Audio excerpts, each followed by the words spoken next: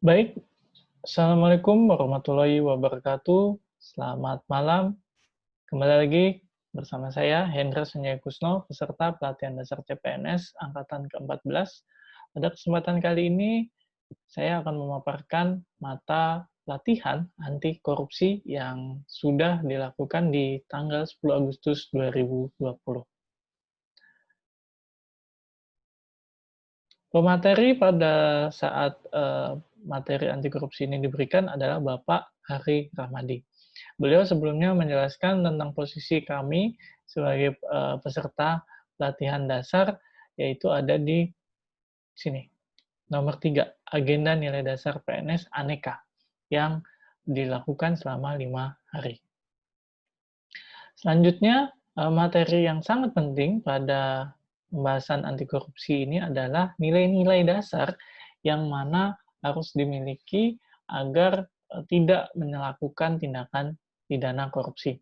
Yang pertama adalah jujur, mengatakan yang sebenarnya, peduli akan lingkungannya, peduli dengan sekitar, tidak acuh, lalu mandiri, disiplin, tanggung jawab, kerja keras, sederhana, berani, dan adil.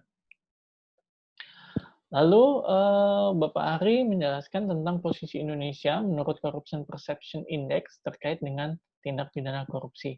Berdasarkan data melalui www.transparency.org/CPI, Indonesia menempati posisi keempat di antara negara-negara Asia Tenggara.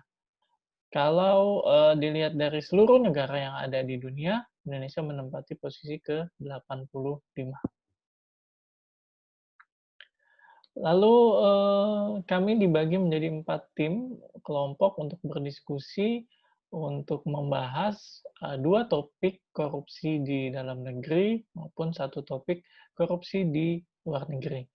Pada kesempatan tersebut, kelompok kami memilih topik korupsi mantan Presiden Korea Selatan, Presiden Lee, dan 2 korupsi di Indonesia, yaitu kasus Tubagus dan kasus korupsi Jalan Poros Samarinda Bontang.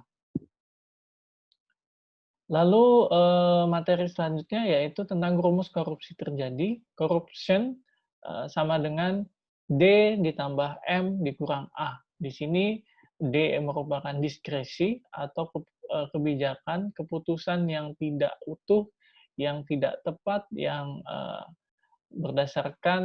bukan berdasarkan kondisi di lapangan yang sebenarnya, lalu ditambah monopoli kekuasaan, tentunya yang memiliki kekuasaan, lalu dikurang dengan akuntabilitas, maka timbullah korupsi.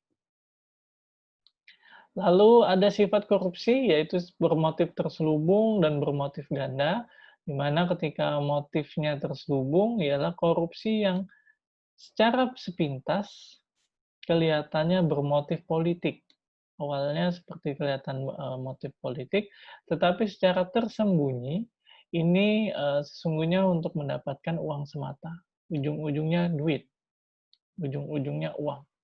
Nah, berbeda dengan terselubung, jika bermotif ganda, itu lebih kelihatannya bermotifkan mendapatkan uang, tetapi sesungguhnya mempunyai motif lain, yakni motif kepentingan politik.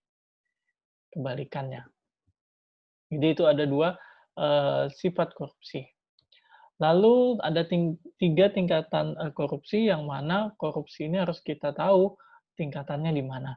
Yang pertama, pengkhianatan kepercayaan, ini tingkat yang sangat rendah dari korupsi antar sesama, antar individu. Lalu penyalahgunaan kekuasaan, ini berkaitan dengan jabatan atau abuse of power. Lalu yang terakhir, mendapatkan keuntungan material, ini bersifatnya seperti kekayaan atau uang. Jadi 3 tingkatan korupsi, ini yang terendah betrayal of trust, menengah itu abuse of power, lalu yang terakhir yang paling tinggi adalah material of benefit yang untuk memperkaya dirinya sendiri.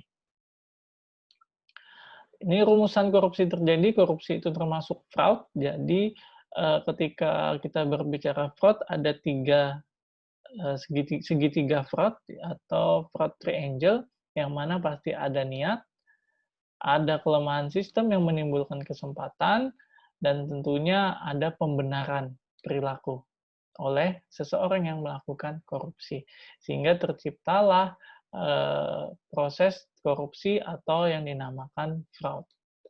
Ketika fraud, misalkan kesempatan ada sistem yang kurang baik, kelemahan sistem dimanfaatkan oleh si tindak pidana korupsi atau koruptor, lalu perilaku atau pembenaran bahwasanya perilaku korupsi itu sudah pernah dilakukan oleh banyak orang sehingga dia boleh-boleh saja untuk melakukan, lalu terutama niat karena adanya tekanan. Ini biasanya karena ada tekanan, mungkin tekanan